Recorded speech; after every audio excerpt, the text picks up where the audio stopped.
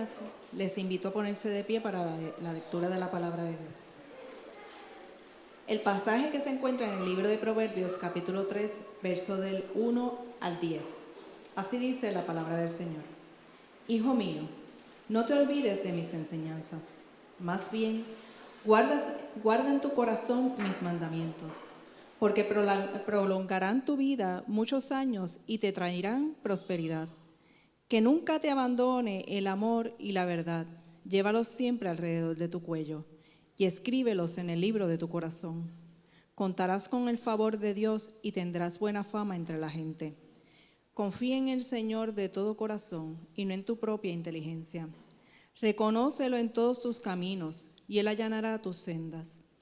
No seas sabio en tu propia opinión, más bien teme al Señor y huye del mal. Esto infundirá salud a tu cuerpo y fortalecerá tu ser. Honra al Señor con tus riquezas y con los primeros frutos de tus cosechas.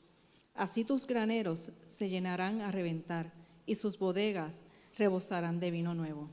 Esta es la palabra del Señor.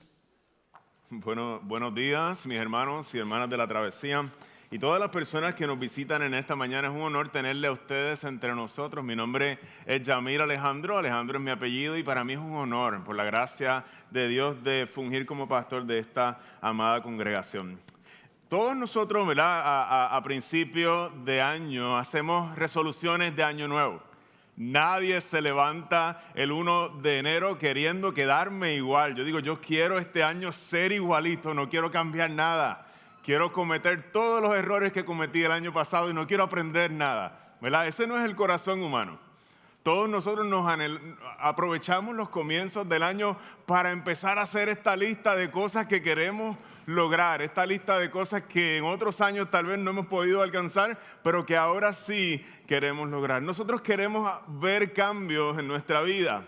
Nosotros hacemos las resoluciones y deseamos, los creyentes, madurar espiritualmente. Deseamos parecernos más a Jesús. Es uno de los anhelos, ¿verdad?, que hay en nuestro corazón.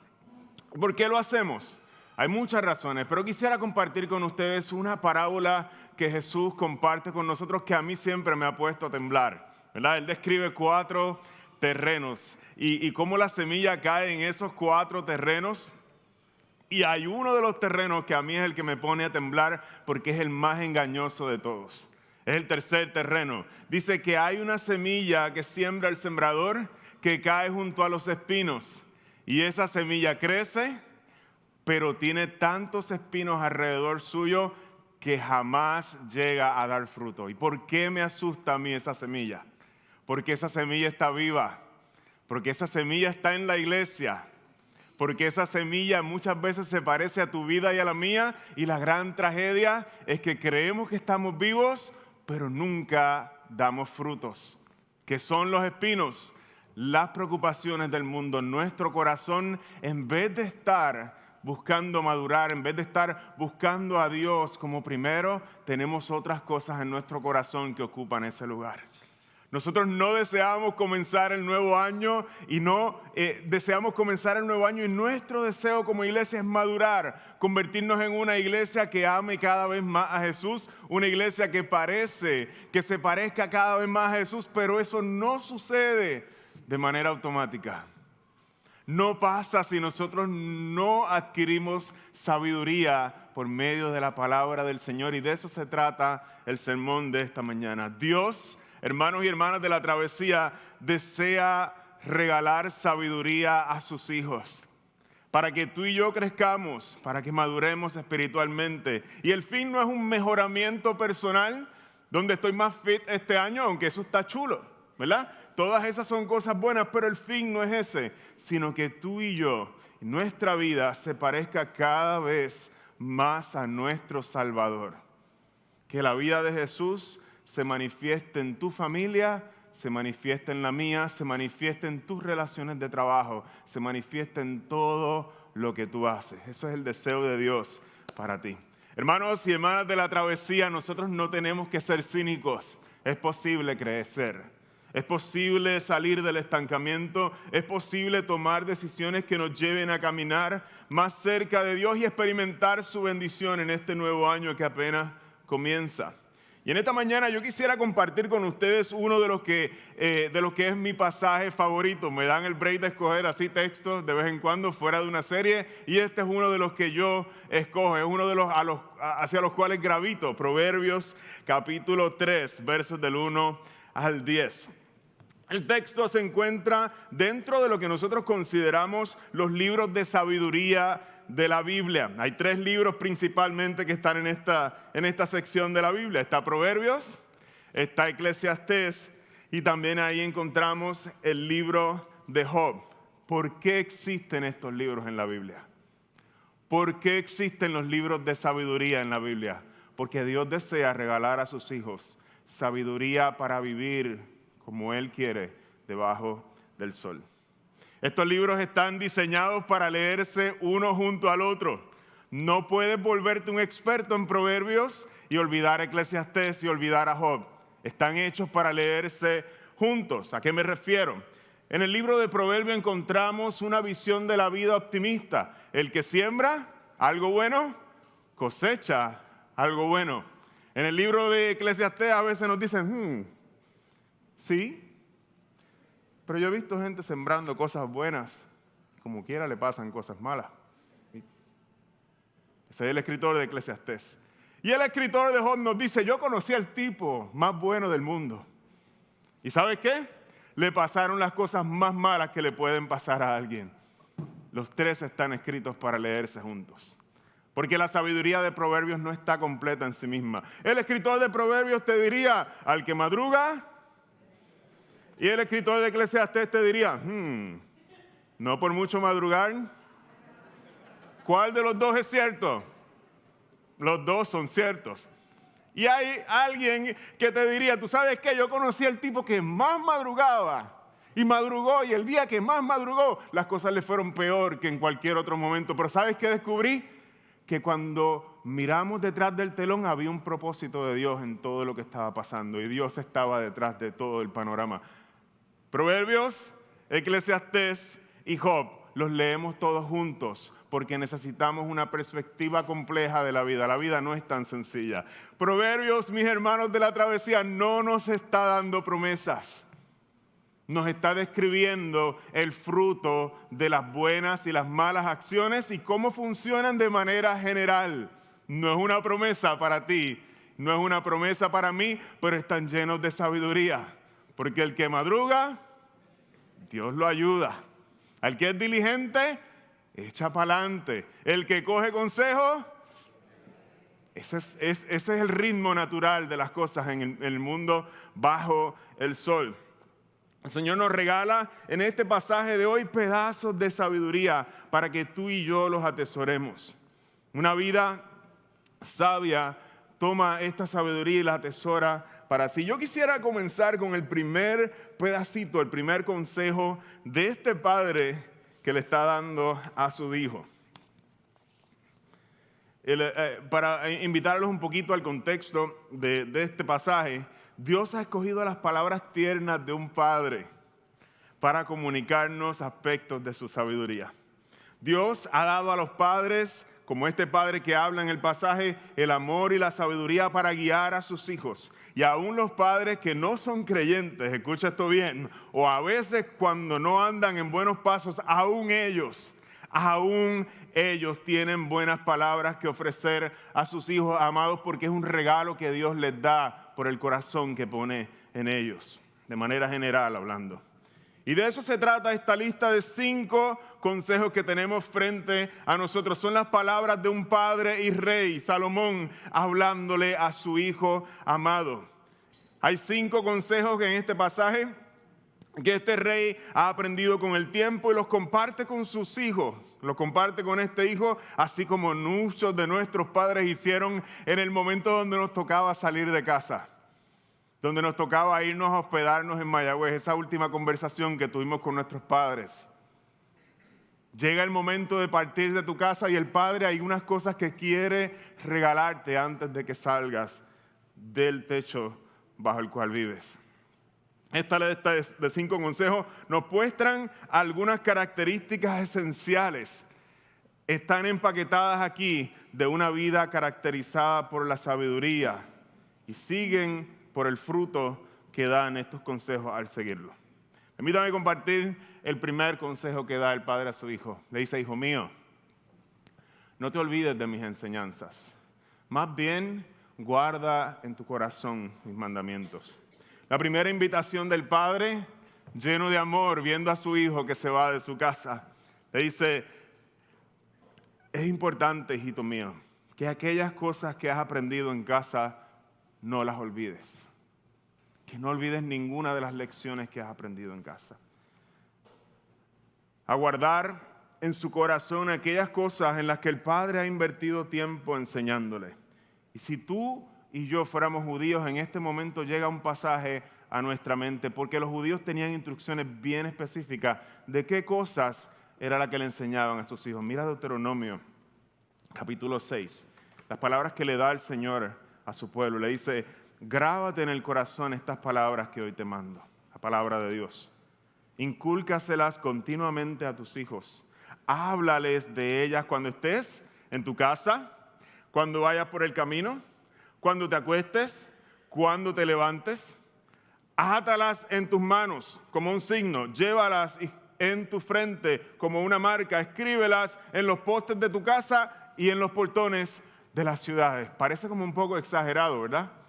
Es el mandato de Dios, le está diciendo: así de OCD, así de obsesivo compulsivo quiero que seas con mis palabras. Escríbetelas, si necesitas escribírtelas en la frente, escríbetelas en la frente. Si necesitas amarrártelas, si necesitas escribirlas por todos lados, eso quiero que hagas. Así de importantes son mis palabras para ti, le está diciendo el Señor a su pueblo. Hay un afán grande, hay una urgencia apremiante en que cada padre enseñe estas palabras a sus hijos hasta que se siente un poco exagerado el tono de este pasaje. ¿Y por qué es importante que el hijo atesore las enseñanzas del padre? En otras palabras, ¿por qué es importante que este hijo atesore toda aquella sabiduría bíblica que el padre ha invertido en él? El padre, habiendo vivido, conoce el efecto que tienen las palabras de Dios sobre la vida de aquellos que las guardan y sobre la vida de aquellos que deciden olvidarlas. Déjame compartir algunos contigo. ¿Con qué limpiará el joven su camino? Con guardar tu palabra. En mi corazón he guardado tus dichos, decía el salmista, para no pecar contra ti. ¿Por qué es importante la palabra de Dios en nuestras vidas? Iglesia La Travesía, al principio del año, decía Hebreos capítulo 4, verso 12, porque la palabra de Dios es viva y eficaz. Es más cortante que toda espada de dos filos y penetra hasta partir el alma y el espíritu, las coyunturas, los tuétanos, y discierne los pensamientos y las intenciones del corazón. Porque es importante la palabra de Dios. Porque la palabra es lámpara a mis pies y es lumbrera a mi camino. ¿Por qué es importante guardar la palabra de Dios? Le dice Jesús a sus discípulos: antes bien, bienaventurados los que oyen la palabra de Dios y la guardan. Hay en la Escritura una urgencia por poner la palabra como centro en nuestra vida para darnos guianza. ¿Cómo puedo yo madurar en este año? ¿Cómo puedo yo llegar a ser sabio? Atesora, Iglesia La Travesía, en tu corazón, te dice el Señor, mis enseñanzas. ¿Y cómo lo hago, pastor? ¿Cómo lo hago? No hay ciencias aquí, no hay nada demasiado complicado aquí. Nosotros vamos a comenzar el próximo martes 24 nuestros grupos pequeños. ¿Por qué nosotros nos reunimos en grupos pequeños? No hay ciencia, no hay nada complicado. Nos reunimos alrededor de la palabra del Señor para crecer unos con otros. ¿Tú quieres madurar este año? Ven, acércate. Queremos estudiar la palabra de Dios contigo. Queremos que tú también comas de este alimento que tan necesario es para nuestra vida espiritual. El resultado, el papá le dice: no vas a vivir solamente muchos años.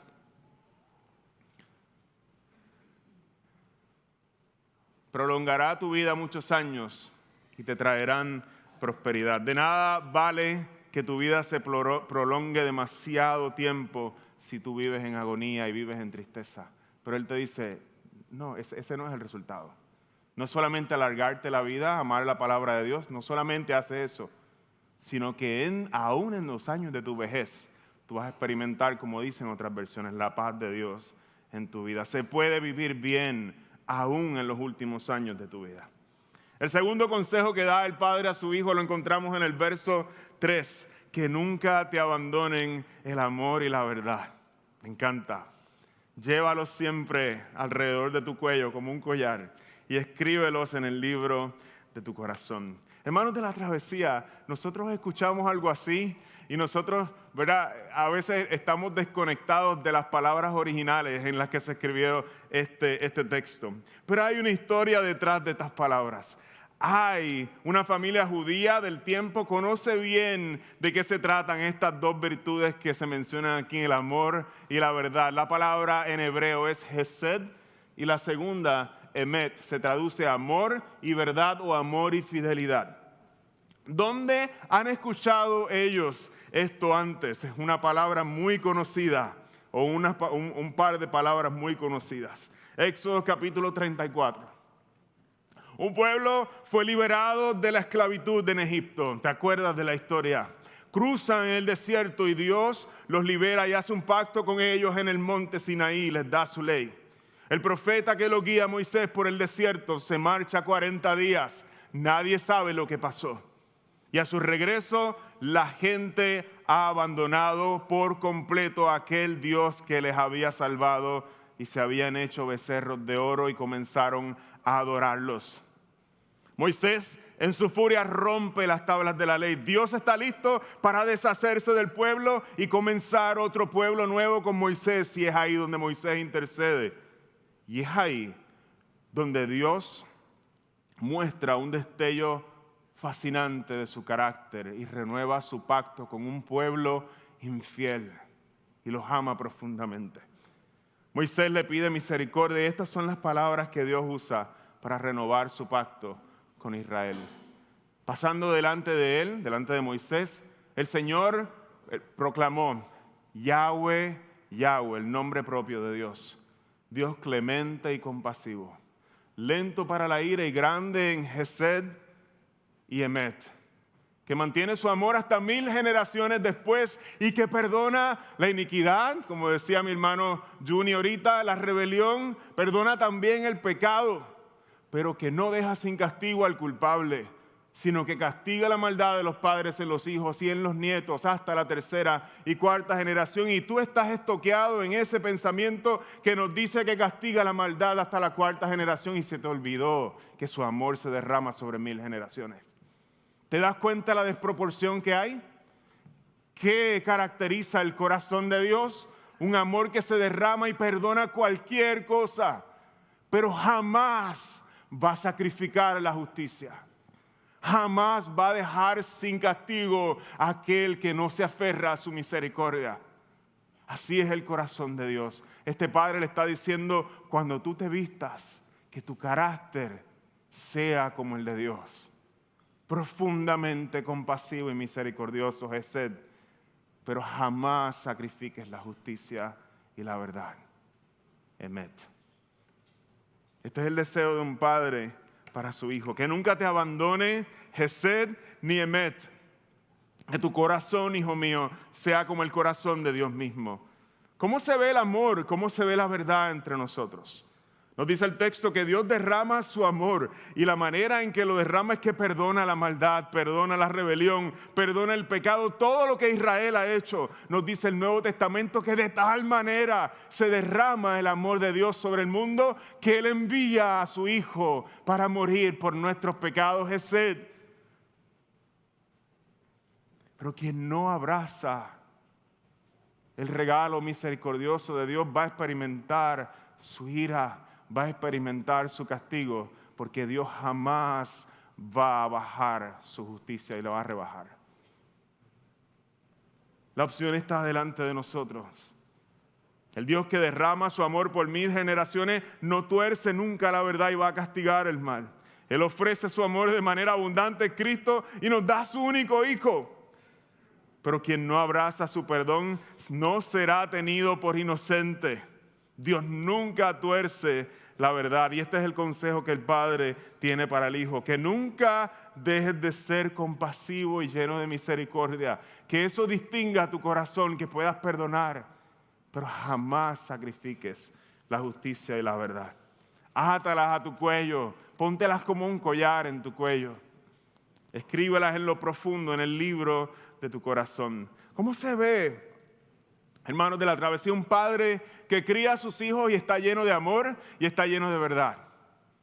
¿Cómo se ve un jefe que trata a sus empleados con compasión pero jamás sacrifica la verdad? ¿Cómo se ve una esposa? ¿Cómo se ve un hijo? ¿Cómo se ve un empleado cuyo carácter está marcado por estas dos cosas, el amor y la verdad? Y es complicado. A veces es complicado, es como ponerse una camiseta que por el frente diga un mensaje que te derrite muy tierno y por atrás tiene una verdad que es bien dura de tragar. Y tú dices, esa es la misma persona hablando. Por el frente te derrite con la ternura de sus palabras y por atrás te dice cosas que tú dices, no puedo manejarlas. Así muchas veces el amor y la verdad. A veces nos va a costar como creyentes decir cosas en medio de nuestro tiempo que no le agradan a nadie y quisieran sacarnos. Pero no podemos decir esas cosas jamás desconectados de la compasión que caracteriza al Señor. Y esas dos se unen. Y hay una vida hermosa cuando nosotros no torcemos nunca la verdad. Jamás la negociamos. Pero estamos llenos de compasión y de misericordia.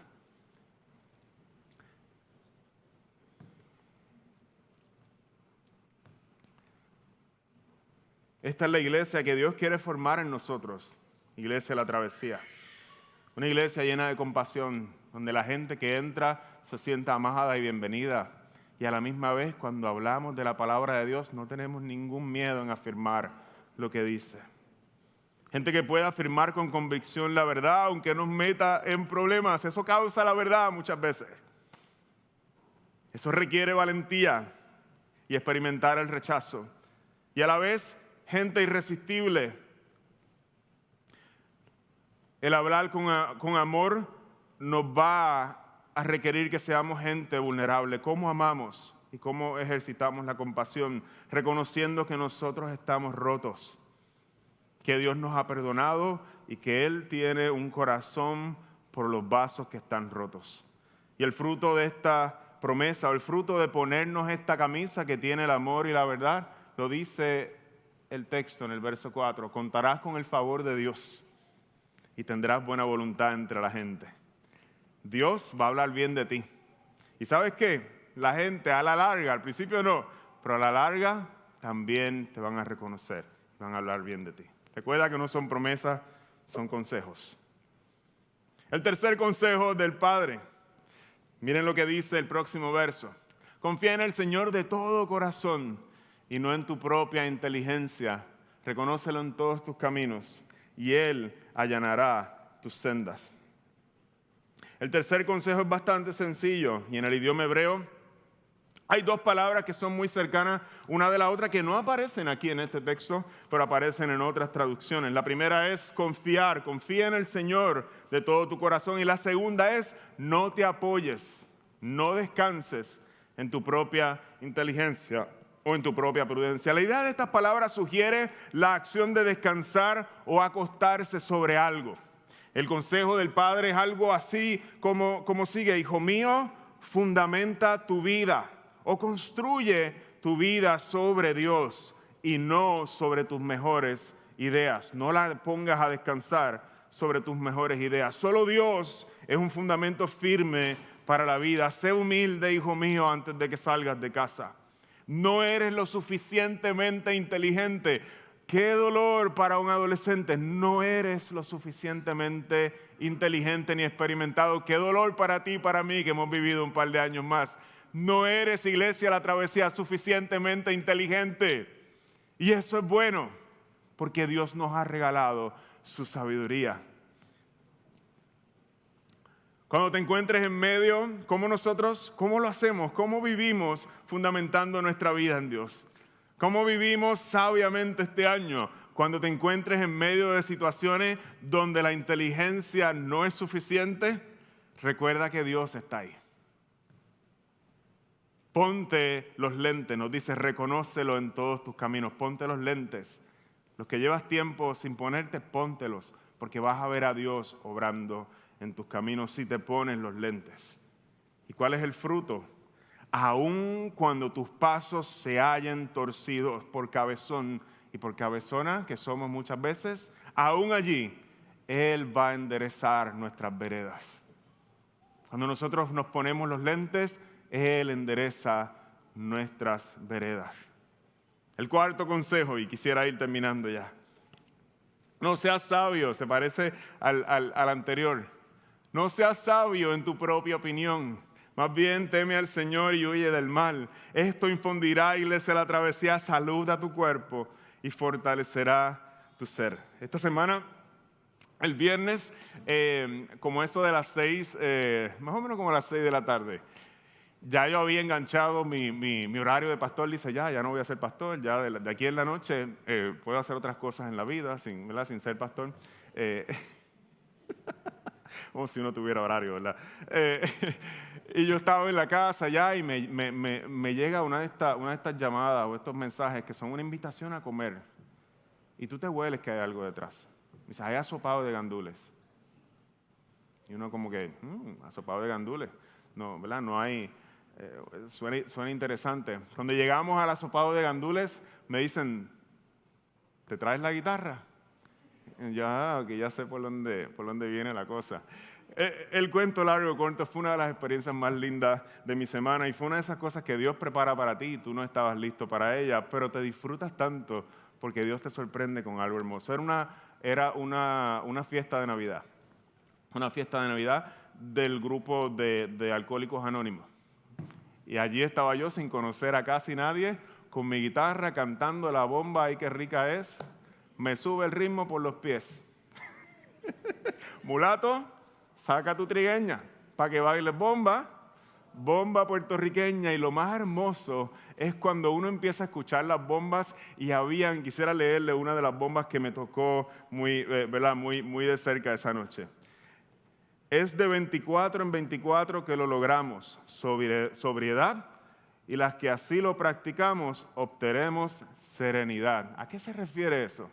Esas son las bombas que dice gente que está en una lucha contra el alcohol, por vencer el alcoholismo. De 24 horas en 24 horas, nosotros nos encargamos de pelear esas 24 horas y no pensamos en las próximas. Y tú veías la gente y tú dices, Dios mío, qué mucha sabiduría hay aquí. ¿Por qué les traigo esto?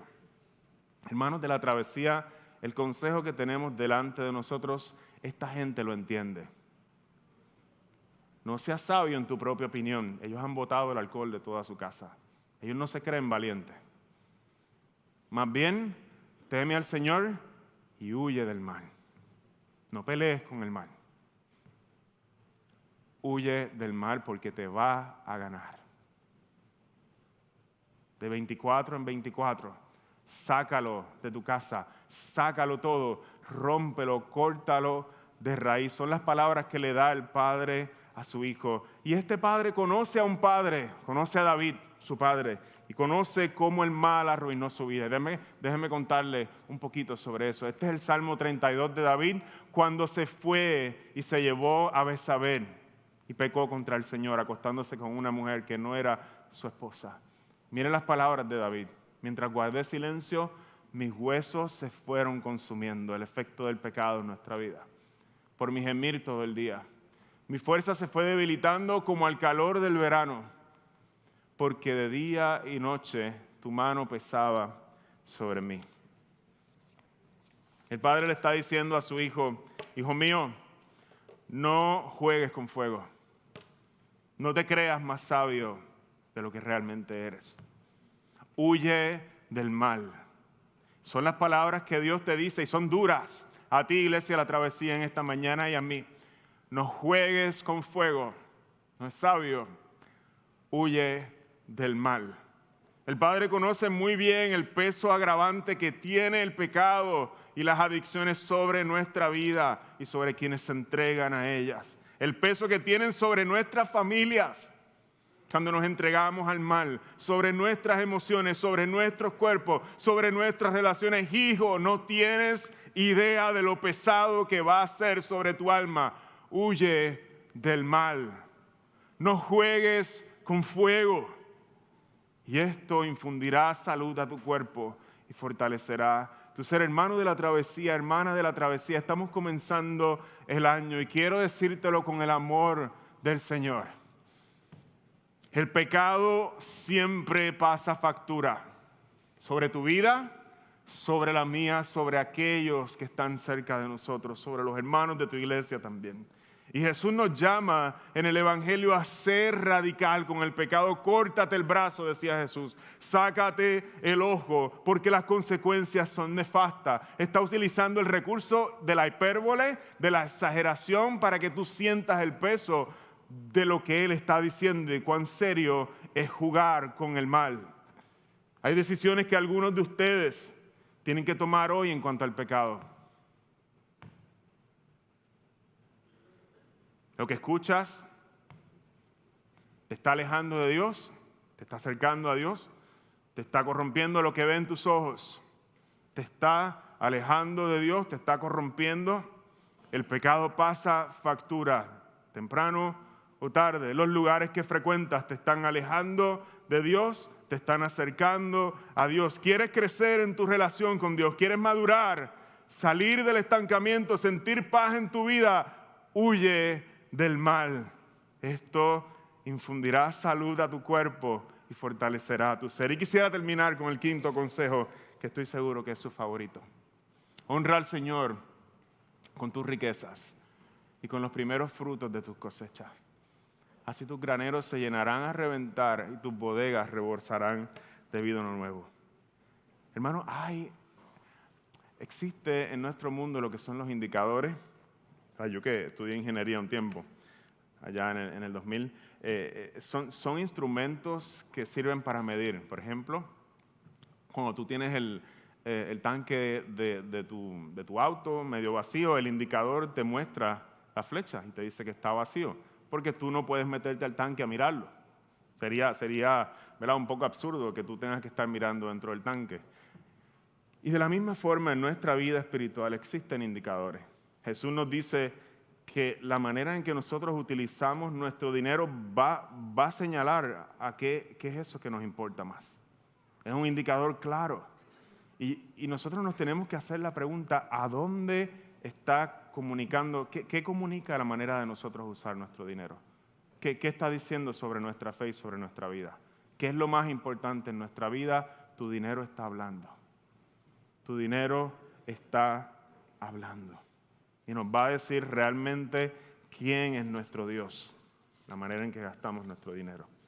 Este padre, con mucho amor hacia su hijo, ha descubierto algo a lo largo de su vida, que muchas veces es hasta contraintuitivo. Hay una matemática que no usa los principios de este mundo. Él ha observado que hay una tendencia. ¿Y cuál es la tendencia que él ha observado? La gente generosa vive en abundancia. La suma no da. Porque si tú entregas algo, pues tienes algo menos, ¿no? No tienes más.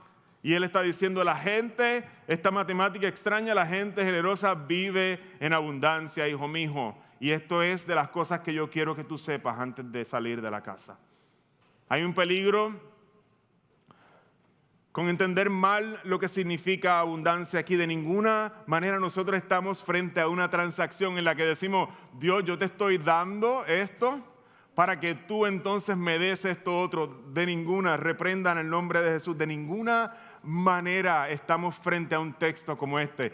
¡Cuán absurdo es pensar que Dios nos debe algo! Si Dios es dueño de tu propio aliento, si Dios es dueño de tu familia, Dios es dueño de este universo, del Señor es de Jehová es la tierra y su plenitud, del mundo y los que en él habitan. Él es dueño de todo. No podemos pedirle algo ni reclamarle algo de vuelta. Cuán absurdo es pensar en un texto como este, como si fuera una transacción. Él no queda como deudor de nosotros cuando le damos. Esto es absurdo. La abundancia consiste en que quien es generoso y honra a Dios está comunicando que su dinero no es su fuente primaria de satisfacción. Su indicador está diciendo, hay alguien que importa más que tu dinero. Y ese es Dios. Quien puede decir, voy a vivir con menos para honrar a Dios, quien ha sido bueno conmigo, aprende a ser feliz con menos. Y eso, mis hermanos, es vivir en abundancia. El apóstol Pablo lo decía de la siguiente manera. Yo he aprendido a contentarme, cualquiera sea mi situación. Yo sé vivir humildemente y sé tener abundancia. En todo y por todo estoy enseñado, así para estar saciado como para tener hambre, así para tener abundancia como para padecer necesidad. Todo lo puedo en Cristo que me fortalece. No puedo mover una guagua con el poder de Cristo, no se está refiriendo a eso. Se está refiriendo a que yo puedo vivir satisfecho en Dios en cualquier situación. Hay una satisfacción mayor en mi alma que me da el tener a Jesús de lo que me da tener mucho dinero. Y quisiera culminar con esto. Como iglesia, Dios siempre nos está llamando a madurar en esta área. Dios siempre nos está llamando a que nuestra riqueza mayor no sea nuestro dinero, sino que sea Jesús. Algunos de ustedes creen en el diezmo, otras personas no creen en el diezmo. No se trata, esto no es un sermón sobre diezmos y ofrendas, pero sí se trata de que nosotros como creyentes, el Señor nos llama a que nuestro dinero comunique algo sobre nuestra fe. ¿Qué significa eso para ti esta mañana? Que el Señor nos ayude a responder a su palabra.